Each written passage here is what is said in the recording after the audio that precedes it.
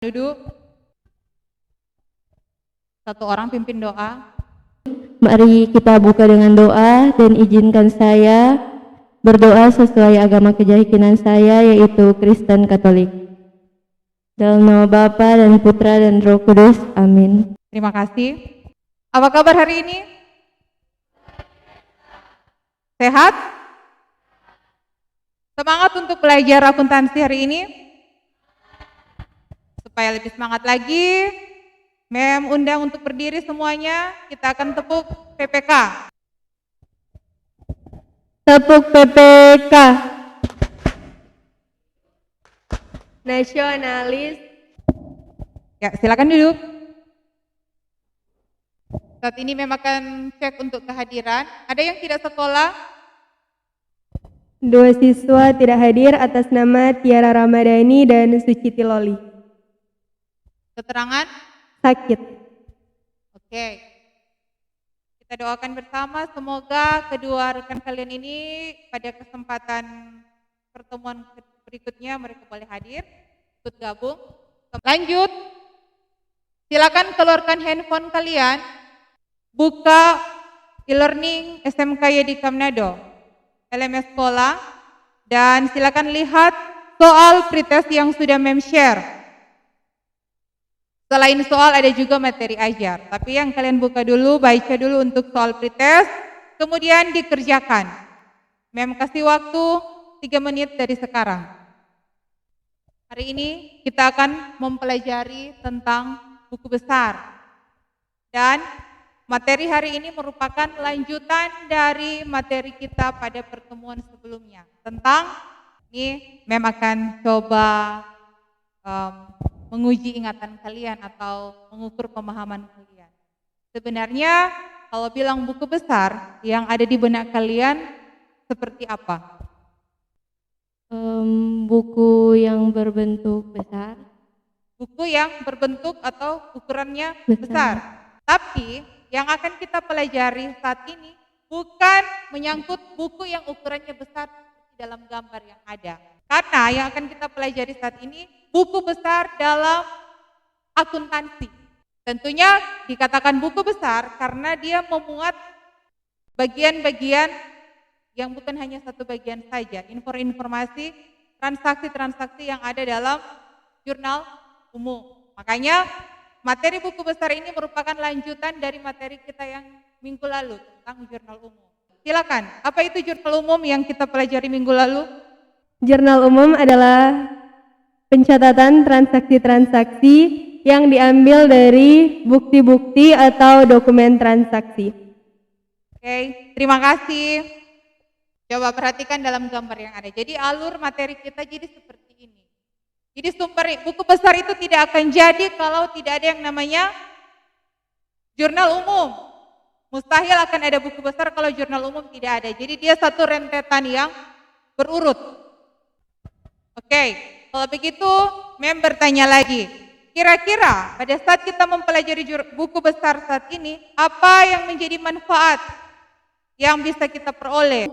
Kita dapat mengetahui cara melakukan pencatatan transaksi yang baik, seperti contohnya disusun berdasarkan tanggal dari awal sampai di akhir untuk satu periode. Oke, tepuk tangan dulu. Dan untuk itu, tujuan pembelajaran yang akan kita capai pada saat ini menjelaskan pengertian buku besar dan kegunaannya pada perusahaan jasa dengan benar dan memposting akun-akun jurnal umum ke dalam buku besar pada perusahaan jasa dengan teliti. Untuk pembahasan kita saat ini hanya dibatasi untuk perusahaan jasa. Sambungan masih dengan materi yang lalu, Ini. Pengertian buku besar. Buku besar adalah kumpulan akun-akun yang digunakan untuk meringkas transaksi yang telah dicatat dalam jurnal. Pengertian buku besar menurut Ade Firmansyah ialah kumpulan akun-akun yang digunakan untuk merangkum transaksi yang telah dicatat dalam jurnal umum. Dari pengertian beberapa sumber yang sudah Mem tampilkan, sebenarnya pengertiannya itu definisinya banyak kalau kita browsing dalam internet, tapi membatasi hanya ada 3. Bagaimana cara lebih jelas untuk menganalisis transaksi tidak biasa dan menunjukkan fraud? Oke, terima kasih. Tepuk tangan untuk pertanyaannya. Menganalisis transaksi tidak biasa atau menunjukkan fraud atau kecurangan. Jadi lewat buku besar, kita sebagai pihak internal perusahaan akhirnya bisa mengetahui kalau transaksi yang tidak biasa, contohnya di sini human error atau kesalahan manusia. Andai kata kalian sebagai tenaga accounting, tenaga pembukuan ketika mencatat tanpa sengaja itu mencatat nominal transaksi itu ganda. Jadi pengeluaran biaya listrik air telepon 300.000 di tanggal 5 kalian catat 2 kali. Pada saat dicatat berarti keuangan nanti sebentar apa? Tercover ganda. Jadi ada penggelembungan pengeluaran toh di situ. Nah, lewat buku besar itu bisa diketahui. Akhirnya ternyata si bagian keuangan ini mencatatnya salah, ada tercatat 2 kali. Nah, itu yang namanya transaksi yang tidak biasa. Sekaligus juga menunjukkan yang adanya kecurangan. Kalau misalnya bilang human error berarti 1 kali backing masih bisa dimaklumi. Tapi kalau selalu backing seperti itu berarti ada niat untuk melakukan sebuah kecurangan. Sedangkan kalau tenaga akuntansi itu orangnya itu harus jujur. Kalau melakukan hal yang demikian berarti pastinya Anda harus langsung dipecat. Ada yang tahu ada berapa bentuk buku besar? Yang saya tahu bentuk T, bentuk lengkap, bentuk kontur. Nah, ini bentuk yang pertama, bentuk T. Buku besar bentuk T merupakan bentuk yang paling sederhana karena biasanya hanya berupa seperti huruf T besar dan sebelah kiri mencatat debit dan sebelah kanan menunjukkan sisi kredit. Nama akun biasanya diletakkan di bagian kiri atas dan nomor akun diletakkan di bagian kanan atas. Terima kasih. Terima kasih. Tepuk tangan. Kas pada modal. Kas pada modal. Nah, pada saat Anda melihat soal yang demikian, narasi soal seperti ini, coba perhatikan baik-baik. Kenapa bisa ya? Baru tanggal 1 sudah ada uang tunai, sudah ada piutang jasa. Piutang jasa itu kan berarti tagihan. Perlengkapan. Berdasarkan ilustrasi ini, kemungkinan dari pendapat saya, Ibu Devi ini mengambil ahli perusahaan sebelumnya mungkin, ataupun dia yang masih rumahan kemudian dia beralih menjadi satu perusahaan. Kemungkinan dari situ. Terima kasih. Tepuk tangan untuk pendapat dari teman kita Renata. Ambil kesimpulan, berarti ini yang transaksi tanggal 1 itu berarti laporan keuangan di periode sebelumnya. Entahkah itu dalam usaha rumahan kemudian langsung buka salon atau apa, tapi yang pasti sudah ada transaksi laporan keuangan di periode lalu. Toh, ini kan periode Oktober. Berarti itu DP periode September. Di sini dia ada kolom debit dan ada kolom kredit. Di sini bisa dimengerti? Oke. Untuk penilaian MEM sama seperti pertemuan-pertemuan yang sebelumnya, tetap MEM nilai DP penilaian itu satu proses dari kegiatan awal sampai kegiatan akhir nanti. Jadi keaktifan kalian pasti MEM nilai di situ. MEM minta semua aktif. Saat ini MEM akan bagikan LKPD.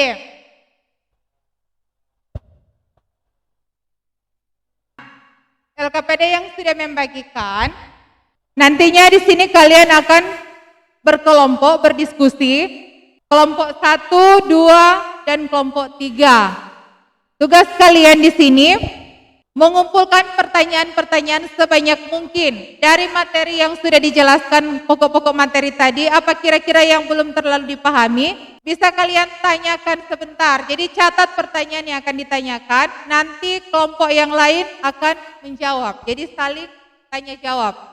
Selain dari soal yang MEM lampirkan dalam LKPD, kalau silakan Anda menggunakan materi ajar yang membagikan dalam LMS sekolah, bisa juga menggunakan buku cetak yang ada dan bisa menggunakan media internet. Silakan browsing untuk melengkapi.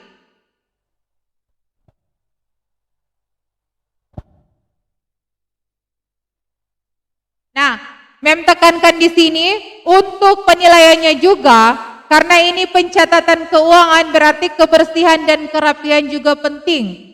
Perbiasakan untuk mencatat itu yang rapi dan yang bersih.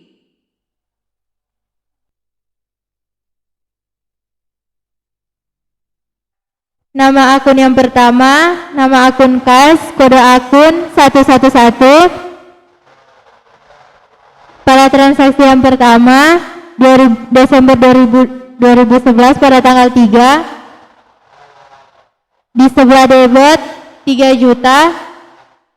Untuk kelompok kami akan mempresentasikan nama akun perlengkapan, utang, dan beban listrik dan air. Bila ada kelompok yang ingin bertanya atau memberikan tanggapan, dipersilahkan. Dari materi yang tadi dan instruksi yang sudah diberikan oleh Mem Olive, untuk pembuatan posting, untuk kolom referensinya diisi dengan JU1 atau halaman, tergantung halaman keberapa transaksi tersebut. Jadi untuk menyamakan saja dari kelompok kami menulis JU1 untuk setiap transaksi di buku besar. Terima kasih. Oke, tepuk tangan. Nanti kalau misalnya DP Jurnal Umum ada berlembar-lembar, tinggal mulia. Ini akun utang ada muncul di Jurnal Umum halaman berapa? Halaman 2 berarti JU2. Tapi kebetulan ini hanya satu lembar, berarti semuanya itu JU1. Saat ini Mem kasih kesempatan, barangkali ada yang masih belum jelas, belum terlalu dipahami, silakan ditanyakan. Dari kelompok 1 ingin bertanya, bentuk buku besar apa yang biasa dipakai dalam perusahaan? Buku besar yang sering digunakan oleh perusahaan adalah buku besar bentuk stapel atau berkolom saldo rangkap, karena penggunaannya lebih rinci dan lebih detail. Oke, tepuk tangan. Silakan.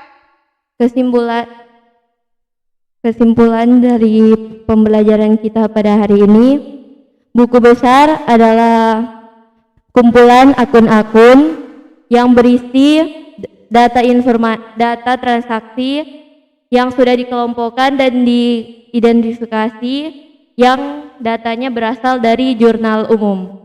Oke, tepuk tangan. Jadi Mem akan memberikan tugas PR, akan Mem periksa di pertemuan selanjutnya. Boleh dicatat, carilah 2 contoh jurnal umum perusahaan jasa, kemudian posting ke dalam buku besar.